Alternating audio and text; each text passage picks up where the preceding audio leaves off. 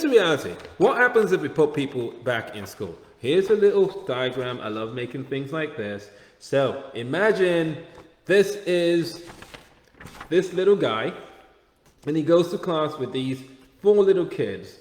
And this person actually has coronavirus.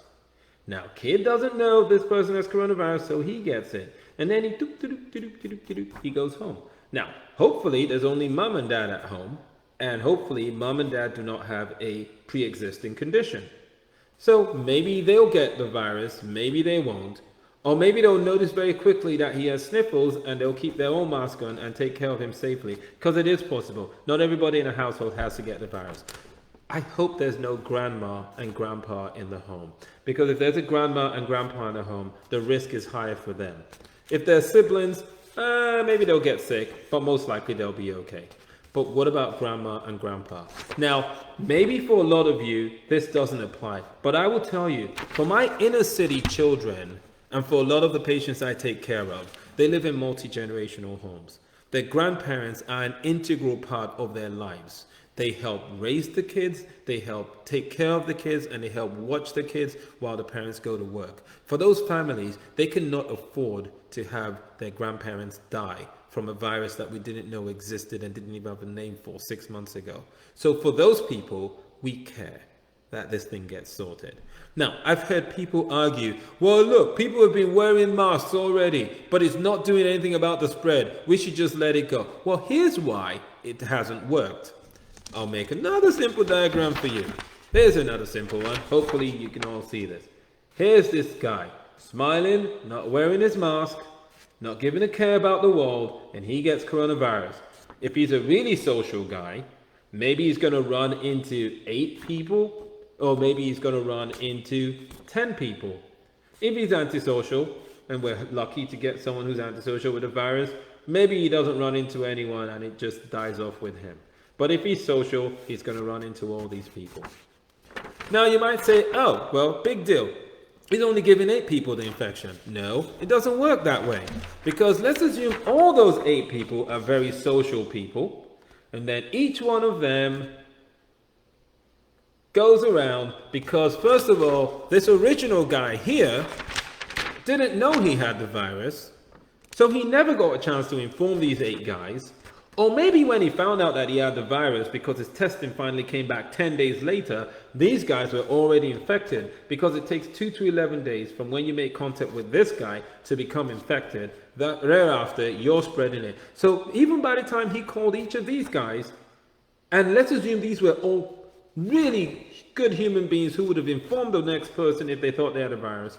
Now they're sick. If they're not wearing masks, now they go out and look at what they do.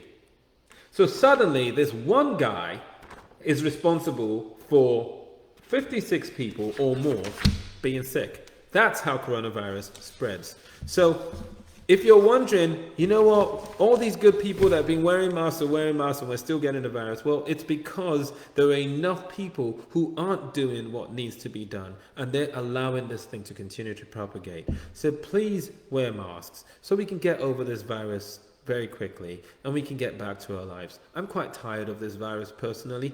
I want to move on to other things. Plus, here's the reality. In the next 2 to 3 months, we will be in fall.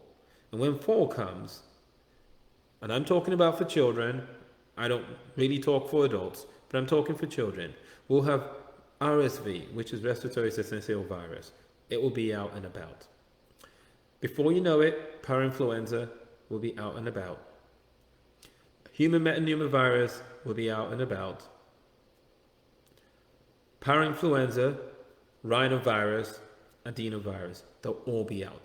Each one of these viruses, on its own, is capable of wreaking havoc on kids, is actually responsible for several kids being home, for several kids being in a hospital, and is typically responsible for our hospitals being full through the winter months, those viruses. Now you add coronavirus on top of them. What on earth do you think is going to happen?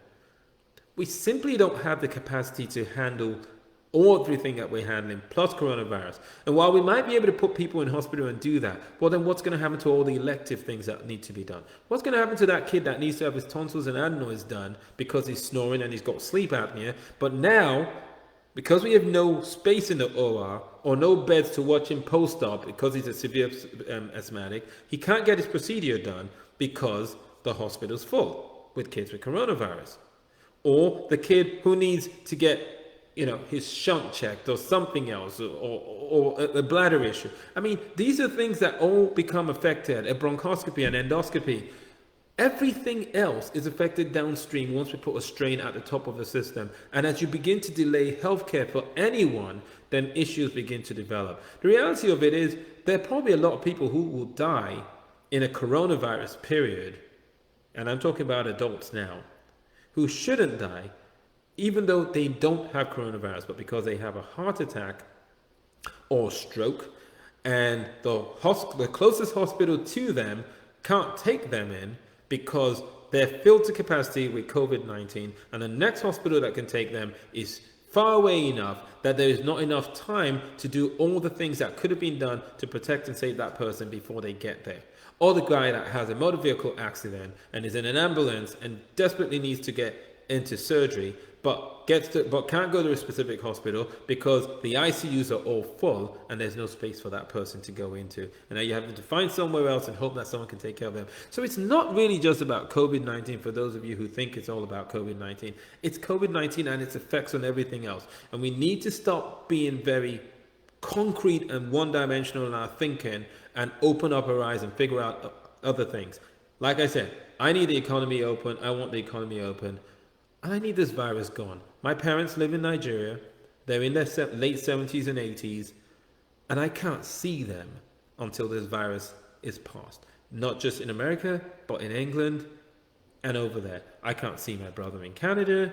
I can't see my sisters in England. I mean, for God's sake, we're American. We can't even fly anywhere because we're the hot spot. I mean, gosh, if we're going to lead in something, lead on the right side, not the bad side of things. But the reality of it is for those of you who think, those of us who are advocating for masks and advocating for public health and advocating for doing the right thing, that we're doing it because we don't care about the economy. No, we care about the economy. We care about our families. We care about other people's families. We actually care about what happens to everyone and not just ourselves. We're not that selfish to only care about ourselves. We actually care about everyone and everything out there. So please understand that and let's hopefully get our acts right. And please stop with the misinformation online. It's really bad when you do that.